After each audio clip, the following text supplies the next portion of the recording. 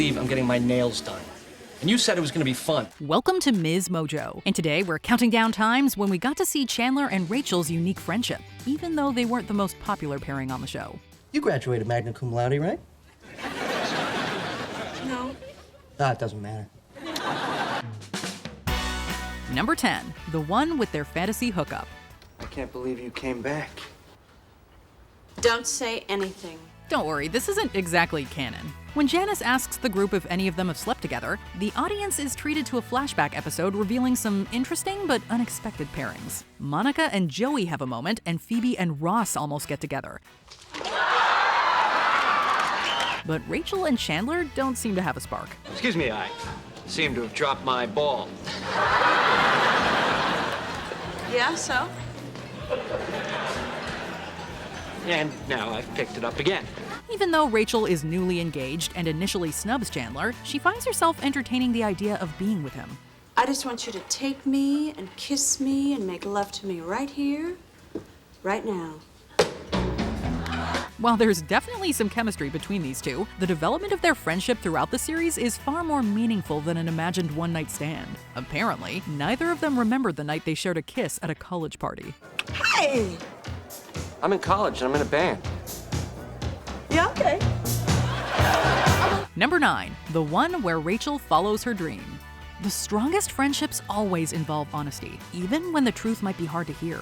As long as you got this job, you got nothing pushing you to get another one. This was certainly the case when Rachel was in desperate need for a career change. After working at Central Perk for longer than she originally planned, Rachel is discouraged. My life officially sucks. Joey and Chandler tell her that she needs the right amount of motivation to start working in fashion. In this case, Chandler cares enough to encourage Rachel to take a risk because he knows that she needs that extra push to go after the job she truly wants. You quit this job, you then have motivation to go after a job you really want. Even though she somehow ends up making coffee again, her decision to commit to a career path eventually takes her to Ralph Lauren and an opportunity with Louis Vuitton.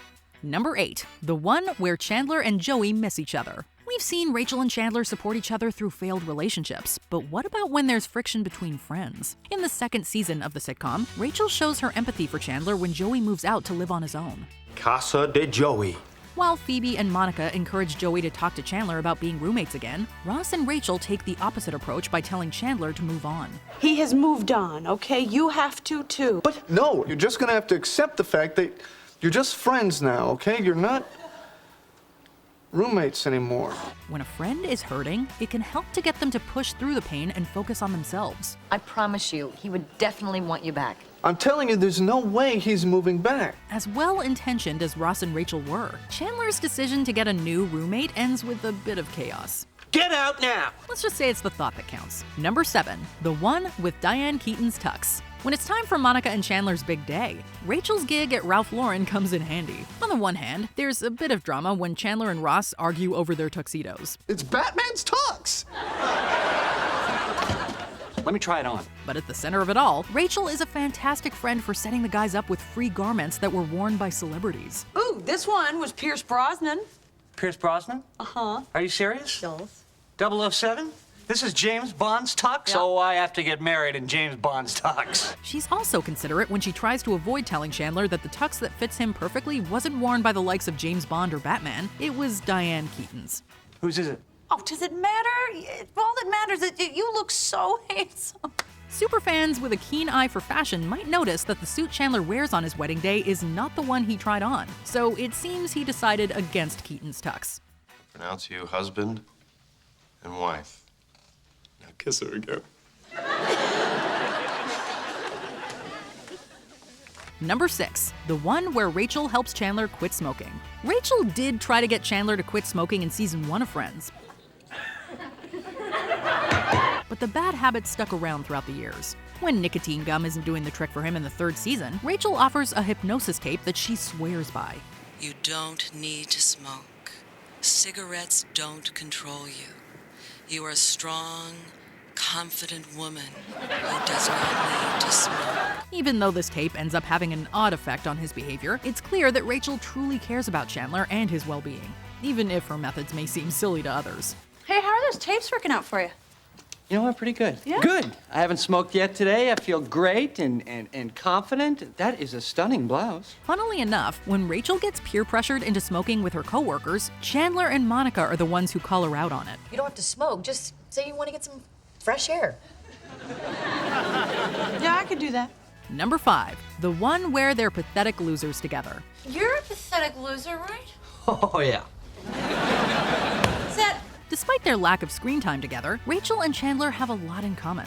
They're often unlucky in love, work long corporate hours, and have dealt with their parents' relationship troubles. Because they can relate to each other's experiences, it's pretty easy for them to just share a moment of silence when times are tough. In a season 4 episode, Ross falls head over heels for Emily, but Rachel's pursuit of Joshua goes off the rails. I thought that if I could get you here, I could seduce you. Chandler totally understands what Rachel's going through, and he can sit with her in the awkward aftermath. The best friendships are the ones where you can be completely vulnerable and handle a little laughter in your lowest moments. Every time. Number 4, the one where Chandler sets Rachel up. In the seasons following her official break from Ross, Rachel has some interesting short-term love interests. Quick! What are you quacking about? Dumb Donald Dodo! Step away from the duck. But when Chandler offers to set her up with a coworker, his good intentions lead him astray. I'm not looking for anything serious. Oh, well, you know, that might be okay, even if it was just kind of a fling. That might be all right with Rachel. At first, Rachel's just looking for a fling, but after she expresses a potential real interest in the guy, Chandler accidentally shares this information. Did you or did you not tell him that I was looking for a serious relationship? I did. I absolutely did. You idiot! I'm sure you're right, but why? Thinking that it will lead to the foundation of a good relationship. Instead, Rachel gets rejected at Christmas time. Being alone sucks!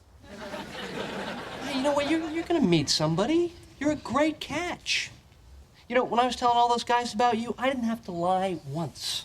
She's understandably upset, but to be honest, the whole coworker saga is overshadowed by her heartfelt moment with Chandler. With his own fair share of failed romances, he knows exactly what to say. Thank you. Okay. But he obviously can't keep his Chandlerisms suppressed for long. Have you ever been with a woman? What? Chandler, what is the matter with you? So there is no good time to ask that question. Number 3, the one where they say goodbye. Let me just say something, because once we get into this, I'm gonna get all uncomfortable and probably make some stupid joke. With Rachel set to move to Paris and Monica and Chandler welcoming their firstborn, the gang gets ready to start a new chapter. At her going away party, Rachel takes a moment to say goodbye to each of the friends in private.